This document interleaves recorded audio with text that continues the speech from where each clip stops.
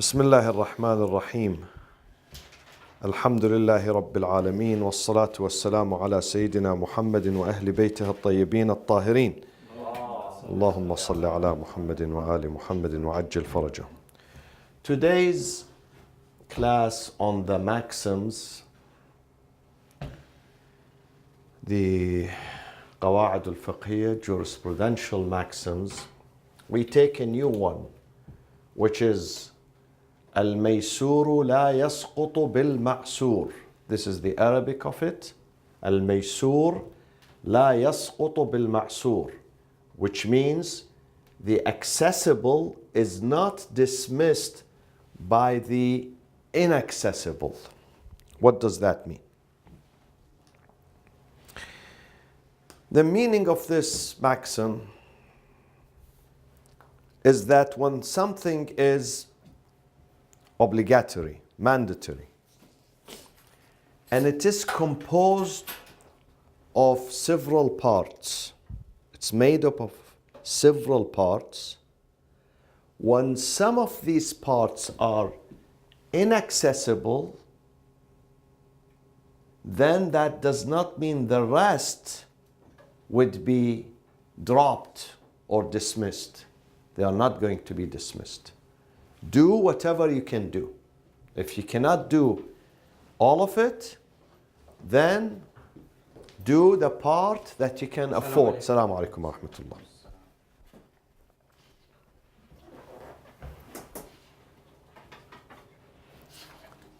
Again, this maxim says, if there is something mandatory, wajib, upon us to practice it, to do it, and it is made of several parts, but sometimes some of these parts become impossible or inaccessible,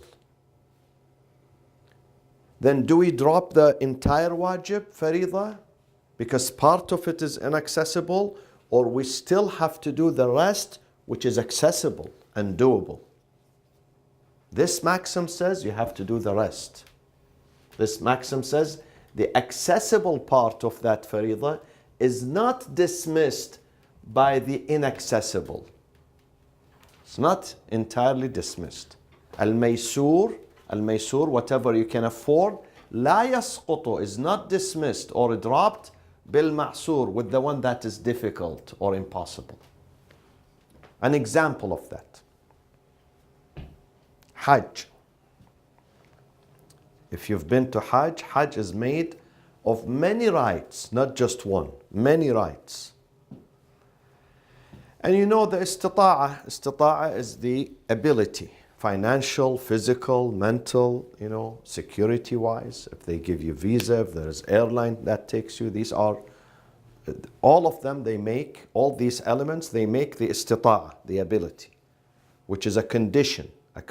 Hajj is mandatory upon the one who can afford it, has istita'a, not the one who cannot afford it. Sometimes he has money, but he doesn't have health, good health. So let's say part of the Hajj is Ramyul Jamarat. This is the most difficult part, the crazy part of the Hajj. Yeah, the first day, the day of Eid. The day of Eid, especially the day of Eid, it's really dangerous. Now, these years, alhamdulillah, because they extended the Jamar. But when it used to be, even thinner than this, smaller than this, it was, people die. I've seen people dead there. So if someone says, I can't do this. I've been with some people, they try to do it, they go back. They are pushed back. Every time they... So does that mean the Hajj, the entire Hajj is dismissed? No. You still have to go, do whatever you can do, and then the one you cannot do, what do you do in this case? Drop it. How do you drop it? You can't drop it. Or you ask someone. Exactly. Someone, niyaba, someone does that on your behalf. Yeah. I remember one year, we took a group, and while we were in the middle, we almost died, believe me. A lady who was with us, while she was being thrown, she says, Sayyid, take my stones and you are my wakil. Do that for my... She barely gave me her stones, and I don't know what happened to her after that. But alhamdulillah, we saw her later on. So you give wikala, power of attorney or representation to someone else to do that part which is difficult. Now, if you can do the second jamara, let's say the second day, the third day, then you must do that. If you can't do one jamara, but you can do the second or the third, you still must do the second and the third. Does it have, let's say you couldn't do it on time, does it mean can be done? Exactly. This is what many people do. In the evening, women, men, elderly men, sick people, disabled, weak, or sometimes, no, he's young, but he doesn't have confidence. He's afraid of the crowd, you know. So they can do it the night before. The night before, the night before, not during the day. Not the night after. No, not the night after, the night before. Yeah, this is a pre, like here at the airport, pre-TSA. They give them a clearance, they do it the night before, and when they do it the night before, it's easier for them. So, now, two things. Is every ibadah faridah like that? Or some of them no. Yes, it has parts. It is made of parts, like the Hajj. But these parts are linked to each other. Like what? Exactly, salat. Salat, 2 rak'ah. You cannot say, morning, 2 rak'ah. You can't say, I have the energy for 1 rak'ah. The second, I don't do it. No, unfortunately, you know, if you don't have energy, there is another alternative. Sit. You can't stand, sit. You can't sit, lay down. Yeah, they have a proverb, Zarbul Masal, Mathal. They showed a clip that some people, I think in Jordan, Palestine, when they were dancing, they danced dabka, you know. All of them, mashallah, have energy. But at the time of the prayers, they sit on the chair. All of them, they have back pain. All. This is the case. When it comes to dunya, people have energy. Alhamdulillah, no complaint. They can run. But as soon as you say salah, siyam, hajj, oh, Sayyid, back pain, my legs, I have disc, I have, you know. So, not every faridah, this does not apply to every faridah. The faridah that it has, the parts also have some independency. Are you with me? Not dependent on the previous or the later, like the salat. The salat, it's linked together. Okay, so who decides that this is inaccessible or accessible? Who decides? When the amal, we have something, we have a faridah, we need to do it. Who decides that this is inaccessible to this person? He cannot do this part. The person himself or herself. She says, I can't go. I was going to say, do this. Urf. Urf, the public opinion says. The public opinion. If you leave it to the people themselves, you're going to have a disaster. People sometimes themselves, they underestimate or they misjudge. But the urf can say, yes, no, this, look at this crowd, this is really difficult for women to go here, or for children, or elderly. This is dangerous for them. The urf has to decide. Of course, not about hajj, about every faridah. Fasting. Who says fasting hurts you? Many people ask me, pregnant, nursing mothers, elderly, young, you know, others sick, those who are diabetic, those who have, you know, blood pressure, whatever. Who decides? The person himself? No. Sometimes the doctor or doctors, they say it's too bad. He says it's good. He's wrong. He's wrong. You might hurt yourself. The doctor is saying, and sometimes it's not only one doctor, several doctors are saying, don't do that. Don't fast. But he insists on fasting. So sometimes the person himself, he cannot really assess his situation. So we have to go back to the urf. Urf, the specialist opinion, those who think rationally and they are not biased and they give the right opinion. So the urf decides this. Now, what is the evidence of this maxim? We have several riwayat from the Prophet sallallahu alaihi wasallam and Imam Ali alayhi salam. Let's begin with Imam Ali, the easier one, and then we go to the Prophet sallallahu alaihi wasallam. And the riwayah of the Prophet, of Imam Ali, is characterized and described not as sahiha or muwathaqa, but as what? Mashhura. Mashhura. Not sahiha or muwathaqa. Mashhura, it means what? Famous. Mashhur, famous. Shuhrat. It's famous. The riwayah, you hear it. You read it in the books. You hear it. Popular.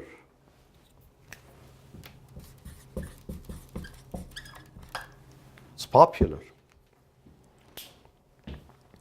One of them, لا يسقط الميسور بالمعسور. لا يسقط الميسور بالمعسور. What is accessible and doable is not dismissed by what is difficult. So do what you can do. You must do if it is doable to you, even if it is part of it. Do it. This is one. The second, ما لا يدرك كله لا يترك كله. ما لا يدرك يدرك كله لا يترك كله. This is the translation. Mala, whatever cannot be done, all of it, kulluhu, it should not be dismissed, all of it. At least do what you can do. You can do 50%, then do. You can do 40%, still do the 40%. You can do 10%, do the 10%. Okay? Now, let's discuss these two riwayat. When it comes to the dalala, see, whenever there is a riwayah, my friends, we discuss two things in the riwayah. A and B. A, dalala. Dalala means connotation. Connotation. Connotation. Is this riwayah fits this situation, or I'm saying something and the riwayah is saying something else? This is connotation. Dalala. Dalala. Is this a good evidence? Or maybe the riwayah is saying something else. I'm misusing it. I'm not putting it in its where it should be. This is called dalala. Relevance. It has to be relevant to what I'm talking. Okay? Dalala. The second is sanad. Sanad. What is the sanad? Chain of narrators. Or chain of narration. I thought it was sanad and matan. Matan, yeah, matan, but also when we examine the matan has to have dalala. The matan, it is, we are discussing the matan, but what about the matan? The dalala of the matan. the relevancy of the matn. Am I using it in the right place or not? Is this really considered an evidence or not? This is the matn. I study something specific in the matn, not just the matn. Whether this matn is relevant to this situation or not. Okay? When it comes to the first one, look at here, please. When it comes to dalala, yes, these two riwayat, it fits the maxim. Exactly. This is exactly what we need. So the first problem is solved. We have no problem with it. Are you with me? These two, they fit the situation. But, exactly, we have a problem here. We have a problem with the sanad. What is the problem with the sanad, my friends?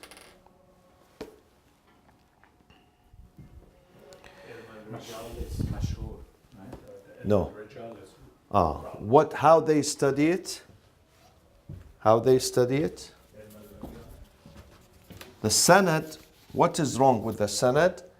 The sanad is mursal. What does mursal mean? Sent. No, it has no end. We don't know. We don't know what are the chain of. We don't know anything about the chain of narrators. They said a riwayah, but who do you hold? You don't know. Doesn't say an fulan. Doesn't say. So it's not credible. If it doesn't have a sanad, then it requires a special treatment. They don't throw it away immediately, but it is required. It requires special treatment. We will come to it. And then let's go to the third one, the Prophet sallallahu alaihi wasallam. This is Amir al-Mu'mineen. This is the Prophet, An-Nabi sallallahu alaihi wasallam. Again, who says, إذا أمرتكم بشيء فأتوا به ما استطعتم. إذا أمرتكم. Once I command you, أمرتكم from أمر, أمرتكم بشيء, to do something, فأتوا به, do what you can do of it. فأتوا به ما استطعتم. When I tell you to do something and you can't do part of it, do what you can do. Don't just drop it and run away. Don't. This is the riwayah of the Prophet. So do of it what you are able to do.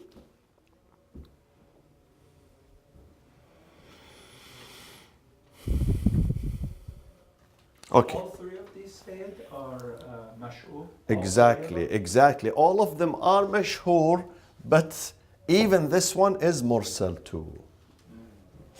Mursal. Now, Find these in Wasail Shia? we will come to this, yes.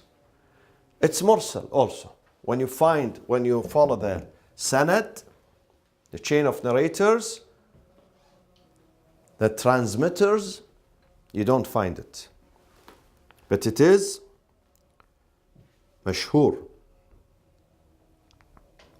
Now, there are two opinions here. When the sanad is missing, this is the special treatment. One group of scholars, they say, yes, you are right. The sanad is missing. It's mursala. Sanad is missing. But there is something that can contest the opinion that says it has no value, drop it. We can contest that by saying al-shuhratu jabira. I explained that to you. Let me remove some of these here. Look at this sentence. Al-shuhratu jabiratun. The popularity of the riwayah offsets the sanad. Meaning, yes, the riwayah does not have a sanad, but because it is popular, you're going to offset this problem. You're going to compensate for it. Are you with me, my friends? Jabira means restoring or compensating.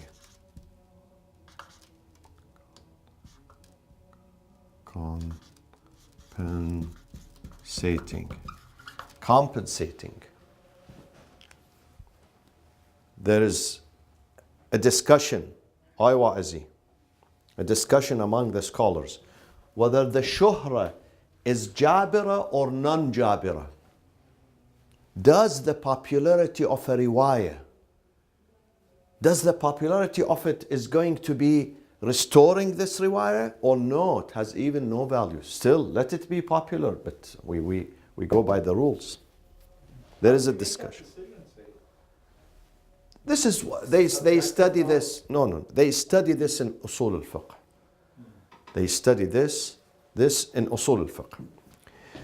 So there is a scholar, famous scholar called Sayyid Mir Abdul Fattah al-Husayni al-Maraghi from Maragha. Where is Maragha? Khorasan. No, Azerbaijan. Turkan. Maragha, Maraghi. Maragha in Azerbaijan. He has a very valuable book. His book is called Al-Anaween al-Fiqhiyya. The fiqhi jurisprudential titles. Anaween means unwan, titles. Unwan. In his book, and this book is in Usul al-Fiqh, not Fiqh, Usul al-Fiqh. In his book he says, this, I'm going to explain it to you, simplify it. He says, وَالطَّعْنُ فِيهَا مِنْ حَيْثُ السَّنَدْ أَنَّهُ غَيْرُ مُعْتَبَرٍ فِي نَفْسِهِ وَلَا مَوْجُودٌ فِي أَصْلٍ مُعْتَبَرٍ مَدْفُوعٌ. This contest that some people say because the riwayah doesn't have sanad, it's mursal, this contest is rejected. Why it is rejected? We can't accept it. Even though it is mursal, we can't accept it. How? بأن شهرة هذه الأخبار في كتب الفقهاء بل في ألسنة الناس من العوام والخواص مما تورث الظن القوي بصدور هذه الأخبار ظنا أعلى من الخبر الصحيح باصطلاح المتأخرين. Don't we have صحيح and موثق? He says the popularity of these riwayat is so popular on the tongues of the public and the specialist. Specialists means scholars, fuqaha. It is so popular that it is going to offset this weakness here, that it is mursal. It is going to, not only it is going to offset, he says this riwayah, it's going to be even better than the sahiha, where we know the chain of narrators. We know them and we trust them. This is his opinion. But his opinion also has basis. He's not, this is ilm. They discuss this. Sometimes shuhra, many of them, they say yes, shuhra is jabira, because it can't be something false becomes popular. The ulama, they will shut it down from day one. When they allowed it to move, roll on, okay, it means it is acceptable. Yes, we don't know the sanad, but it is acceptable. It's acceptable. So it's not saying that they use the aql here? How? If you don't have a sanad, then you use the... That's We will come to this. We will come soon. We will come to the rational part. Now, our author, I. Mustafawi, says no. I disagree with Mr. Maraghi. I disagree with him. والتحقيق, the reality, أن الشهرة لم تكن جابرة للسند. I don't accept this. It's not restoring, even if it is popular. Why? Because he has two things. He says, يلزم أن يكون هنالك سند ضعيف موجود حتى ينجبر بها. At least we have to have a sanad, even if the sanad is weak, so the shuhra would compensate. But if there is no sanad at all, what do you compensate? It doesn't have a sanad at all. Not that the sanad is weak and then we say popularity is going to strengthen it. No, it doesn't have sanad. And then he brings this proverb, رُبَّ مَشْهُورٍ لَا أَصْلَ لَهُ. How oftentimes something is popular, but it is baseless. لا أصل له, doesn't have asl, doesn't have basis. It is popular, people speak about it. When you investigate, you don't find it. Okay, this is his first objection. What is the first objection? There is no sanad at all. If there was the sanad and the sanad is weak, yes, I might say that popularity will restore it, will compensate for that weakness. But when there is no sanad at all, I can't. This is very dangerous. Number two, he says, حتى لو نعترف بانجبار السند بواسطة الشهرة. Even if we admit that this one works, that shuhra would compensate, okay?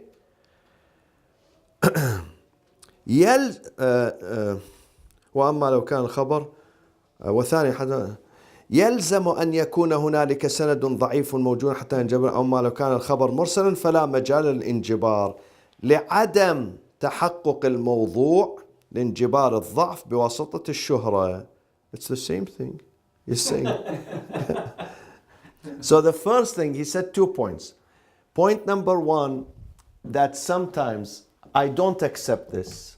I don't accept this because popularity, sometimes things are popular but they are baseless. So I don't even agree with this maxim.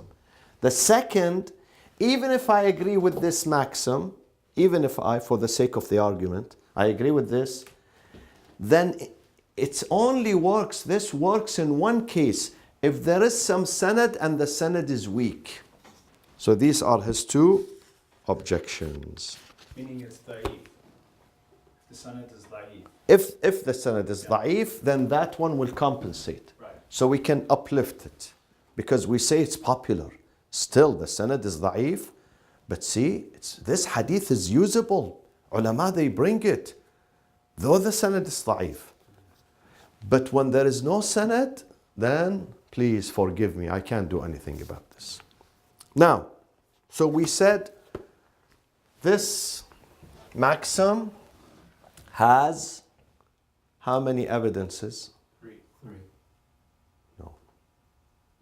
How do you know three? It is, you are right, but you are wrong. You just said it because you looked at these. No. This is one. These are all, these three are considered number one. Riwayat. Then we have to find something else other than the riwayat. The author is saying, many people disagree with him. We are studying what? What are we studying here in this class? Methodology. How you examine. Doesn't mean everything he says is correct. Some people disagree with him. We are taking a sample of methodology, how they dissect these maxims, how they study them, analyze them. We are learning this. So he says, riwayat, no, I can't support, I can't, because these riwayat, they are mursala. They are not supportive of this maxim, not good. You cannot lean on them. You can't lean on them. Then he comes to what? What are other things we can use beside the riwayat? By the way, yesterday you asked, one of you, when I said tasalum agreement, you said, Sayyid, what is the difference between tasalum and ijma'? You asked? Very good question. I will answer it. The second, my friends, is what? What time is it? Wow. Okay. The second is a rational element, aqli, dalil aqli. What is the dalil al-aqli? He says, primary principles, itlaqatul adillah. Itlaqatul adillah. This is the second. I'm writing the second here, so don't get mixed up. إطلاقات الأدلة. The evidences are open, wide. What does that mean? It means when the amr comes that this is wajib, mandatory, this part of ibadah, this faridah is mandatory, it will come to it as a whole and it will encompass every part of it. Meaning that if you could not do part one, then you must do part two. This is rational evidence. If you have someone who works in your office and you send him, you tell him, bring me food and a drink. And he goes, they tell him no more food, but we have a drink. Should he come back with a drink or should he come back empty-handed and say, sorry, sir, yeah, there was food, there was no food, but there was a drink, but I didn't bring anything. What would you do to him? I don't want to say this on the camera. Tell him at least bring the drink. Why you came empty-handed? Bring the drink. I know the food is not there. Okay, I will go hungry, but at least I don't want to go thirsty. Okay? So who determines this? The aql determines. If you could not find the whole thing, you found 50% of it, then yeah. They say there was a stupid servant. For instance, his master says, go to the market, bring 2 loaves of bread.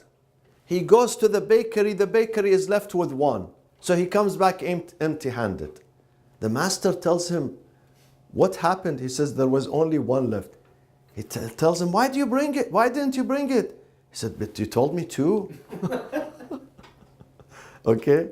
Or let's say he tells him, bring half a kilo sugar. He goes there is half a kilo. He comes back empty-handed. Eventually the master told him, you are stupid. Listen. He told him this. Al-Maysura. So next time the master got sick, he told him, go and bring the doctor to check me out. So he went, he brought the doctor and the ambulance and the undertaker and the imam who does the salat on the... He said, who are they? He said, Maulana, in case you die, I brought the doctor. If you are healed, healed. If not, in case you die, at least we have the preparation for your funeral.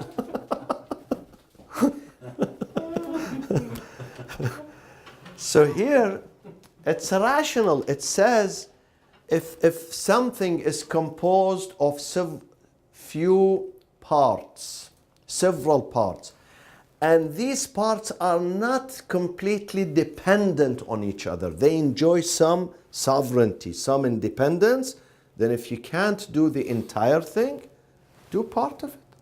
This is qaida aqliya, rational maxim. This is rational maxim. So the author says this maxim is more powerful than these. In my opinion, he says. This is rationality. I'm using my aql here. We come to the third one. What is the third one? Third evidence? Yeah, so this was first evidence. Let's delete first evidence. We finished. Okay. Second, we delete. What do you think the third evidence is going to be? Now we are half scholars, mashallah, on the way to be ulama. So use your, from what we studied in the past. Of course, the author would bring it to discuss it, but he doesn't accept it. He only accepts number 2. He doesn't accept even the third one. But he brings it to just discuss it. What is it? We can use usul al-fiqh here. We can incorporate what we studied in usul al-fiqh. At the time of doubt, what would you do? Something, okay, I'll give you a tip. I'll give you a hint. Something you knew about it. You knew this is wajib. You knew God said this is wajib. You have no doubt about it. Then you had doubt, is this still wajib or not? Which tool you can use here? Exactly. Istishab. Adilla al-amaliyya, you can use istishab. What does istishab say? Istishab say, Ay wa'azi, istishab, you didn't study istishab with us. The essence of istishab is the principle of continuity. Meaning that you knew something was wajib, you knew 100%. Then you develop some doubt about it. Now you don't know whether it is wajib or not. Now. And you can't find an answer. Nobody's there to tell you. Here, you say, I will continue the first state. What was the first state? Wajib. So I say wajib now. This is the essence of istishab. But the author says, istishab does not work here. Who can tell you? Yeah, it doesn't. Because Why? Because if you use istishab, you're saying that if it's accessible and part of it is inaccessible, then istishab would mean you continue. You have to do it. So, like for example, the point of Jamara, the example. Yeah, you are right. So this is why they are using it. Yeah. But the whole thing is, if we follow. This is istishab, why that the means people. you have to do the Jamara. Yeah. You can't excuse yourself. Yeah. No, you have to do part of it if you can't do. No, if we apply it to the Hajj example, I know Hajj is wajib, okay? But now I'm in a situation that part of the Hajj I can't do. I can't go for Jamarat. I can't go, let's say, for, Muzdalifah, for instance. Okay? Then I have a doubt here. Is the Hajj still wajib on me? Yes. Or not? Part of it I can't do. God says I can do. If you can't do, we will come to this maxim. We will study a maxim that if you can't, then Allah says you are excused. I don't want to kill you. Religion is not. Allah does not. لا يريد الله بكم يريد الله بكم اليسر ولا يريد بكم العسر. Okay? Then my doubt here is the part that I do, I can do, still I have to do it, or this one is also not wajib upon me. This is the doubt. So the istishab says no, it is wajib on you. Because the entire thing was wajib. Part of it you can't do, I understand, we drop it. How about the other part? Still wajib or not? Istishab says yes. Yes, still wajib. But the author says, I don't accept this. So the shak is whether you continue the rest of the wajib. It's not a matter of can I drop that, right? Is that what No. I have no doubt. I can drop that. I have no doubt about, no problem. I know, because this is impossible. When it is impossible, nobody forces you. Yeah. The shak is whether the rest of it, should I carry on with it, or the rest of it is dropped too. Are you with me, Aywazi? Really? You have to be with me, Because these mabahith, they interlink, believe me. If we don't understand part of it, we will have a problem in the future. So he doesn't like 3? Okay. He doesn't like 3. He says it does not fit. This guy is genius, believe me. I'll tell you something. We studied a few weeks ago الشبهة الحكمية and الشبهة الموضوعية. What is حكمية? What is موضوعية? Doubt, that is حكمي. The doubt, شبهة, that is موضوعي. What is حكمي and موضوعي? حكمي is I don't know whether this is halal or haram. I have doubt. موضوعي is I don't know whether this is wine or this is alcohol or apple cider. I don't know the mawdu'. Here I don't know the mawdu'. I don't know the subject. I know the ruling. I know if it is wine, then it is haram. If it is apple cider, it's halal. But I don't know the mawdu', the subject. I'm confused about it. Or the khal, vinegar. Farsi? Sirke.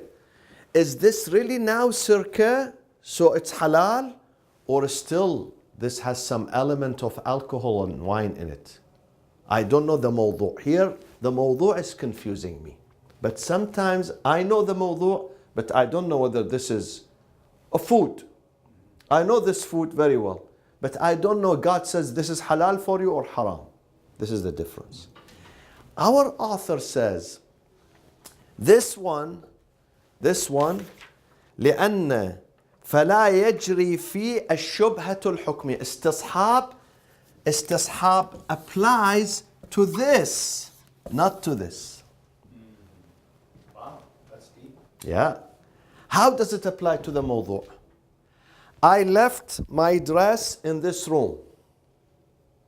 1 month later I came, I left it clean, tahir.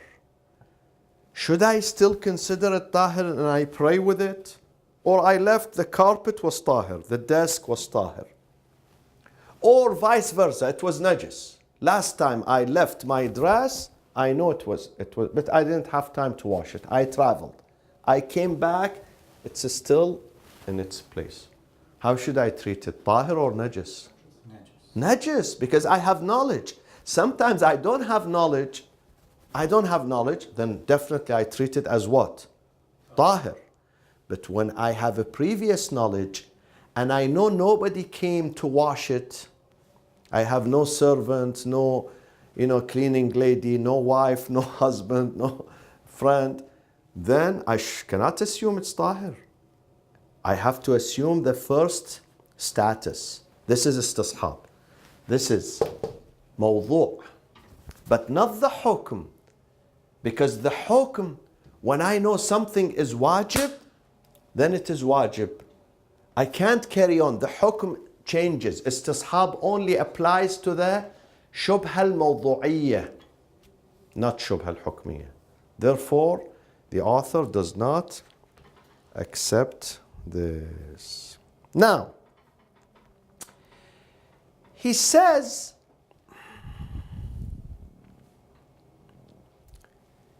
this qa'idah, still I would accept this maxim, but I will limit its function only to the places where I have a powerful hadith that supports.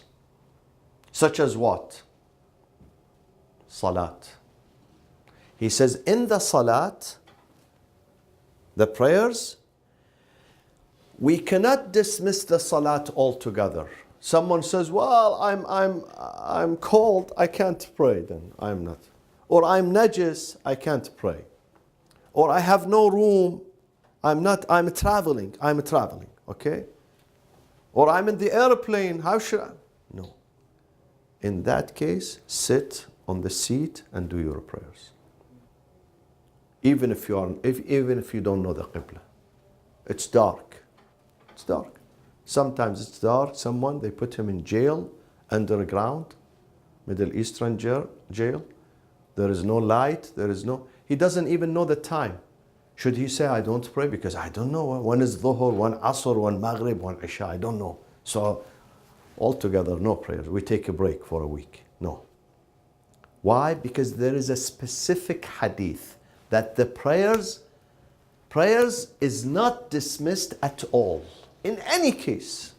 They give an example of someone who's drowning in the ocean. While he's drowning, he has to do his prayers. Even if he does two, there is no need for ruku' and sujood. He's drowning. But he says, Bismillah ar-Rahman ar-Rahim, alhamdulillah, whatever he can do. Whatever verbal or physical he can do. Still he has to do. Or someone, he has no clothing. and his awra is exposed. We studied this, Sharia. He has to sit and do the prayers. He doesn't have to do ruku' and sujood, he sits. Okay? Even though his awra is exposed. We said this example, I remember we studied this. They do jama'ah. Let's say they said this, they did this in the prison of Saddam Hussein. He puts them, 20 people in one room like this, naked. And there is jama'ah. The imam does not go further. The imam stands with them. So he's not exposed. And then they sit. They don't stand. They sit and they do. So the salat, why? Not depending on this. But he says the salat has a specific orders or conditions. We use the salat. فإنها لا تسقط بحال لأدلة خاصة. The dalil of the salat is a specific khas, special dalil. Not general, special, specific, that addressing the salat itself. So we can use this qa'idah for the salat. At least this is the minimum we can use it, in his opinion. The minimum, I still can use this. But for the one that I have another dalil for it, that supports this. Another example, he says. He says sometimes there is najasa on your dress. One here, one, you can see. One there. You have little water, and the water is barely enough for one of them, to cleanse one of them. Should you say no, because the water is not enough for all three of them, so I will wear it and I'll do my. Or you should clean at least one of them. Which one you should do? Clean at least one. Clean. Even if you can't clean the second or the third. Still, if you can clean the first najasa, you have to go ahead and clean it. Okay? وَوُضُوءُ الْأَقْطَعِ. Someone who does not have an arm. He says, I don't do wudu. My arm is, yeah, but you have a face, you have another arm, you have feet. So do the rest. When you don't have a limb, don't do that, because you don't have a limb. But when you have other limbs, you still. And the jabira, someone who has a broken arm, arm here, he cannot. Bandage. Ahsant. He put jabira, bandage. Then you have to wipe up over the jabira. Some people say, I can't say it. I can't wash my hands, so I'm going to skip. No, there is a jabira, wipe over the jabira. Or blood. Blood, you have to remove the blood. Yeah. Or some people, they tell me, Sayyid, I'm bleeding. Should I postpone my prayers? No. If you could not stop the bleeding, you could not. Any bleeding. You could not stop it, still you have to pray while you are bleeding. So there is no exemption from the salat. So this qa'idah perfectly fits what? What faridah? The prayers, exactly. It fits according to our author. It fits the prayers perfectly. وصلى الله وسلم على سيدنا محمد وأهل بيته الطيبين الطاهرين.